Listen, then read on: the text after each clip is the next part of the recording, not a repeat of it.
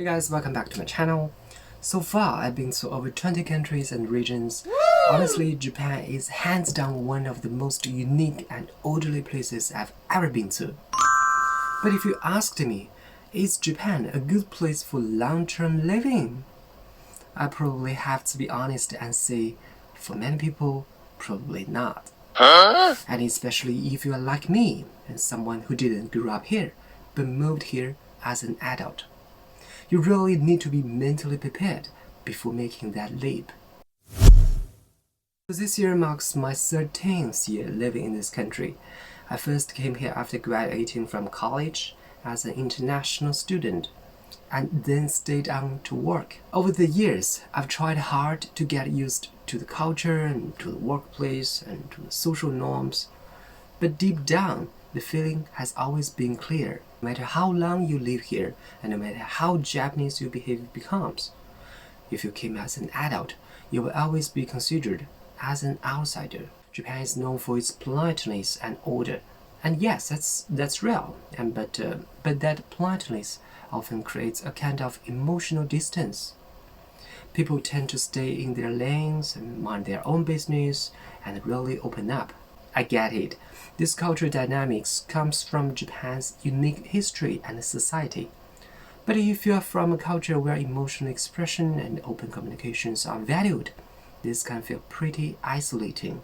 And especially for younger people in their 20s and who are thinking about spending decades here.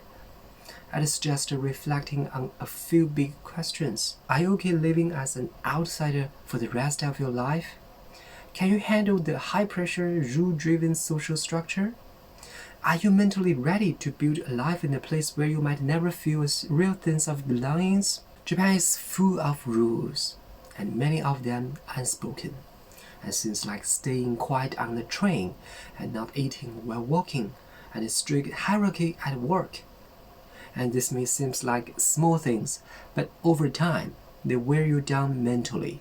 Japan's incredible orderliness comes at a price, and people give up a lot of personal freedoms for the sake of collective harmony. I respect that, of course, but it can also feel suffocating sometimes. And then there's a work culture, and Japan is known for being intense. And that's not just a stereotype. And even if you are good at your job, it's not always about your ideas or creativity.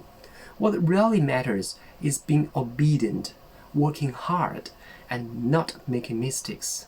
And yeah, over time, it's often just expected.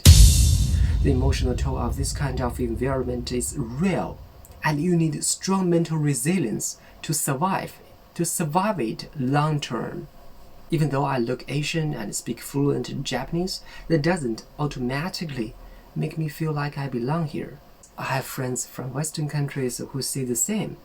The isolation they felt living in the country can be heavy. Language barriers and cultural disconnects, and even just ordering a coffee can feel overwhelming at times. Now, don't get me wrong, and Japan, of course, it's an amazing country in so many aspects. You know, it's clean, and it's safe, and it's beautiful and efficient. But if you're just traveling or here short term, it's a fantastic experience. But if your goal is to truly integrate into this society, you might realize it's a lot tougher than you expected. It's not about how hard you try.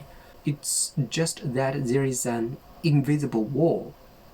So to anyone out there thinking of moving to this country, and especially if you're coming as an adult and still learning the language and culture, just want to say, be mentally prepared. Of course, you can live well here, and you can be comfortable and stable, but the deeper feelings of belongings, that may always be just out of reach.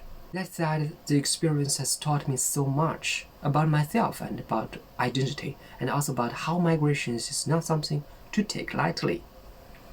It's not just about changing your environment, it's a long-term mental and emotional journey. Japan is beautiful, but it's not for everyone. Let me know in the comment how you feel about Japan, or if you ever experienced something similar in another country. Thanks for watching, and I will see you in the next one. Bye.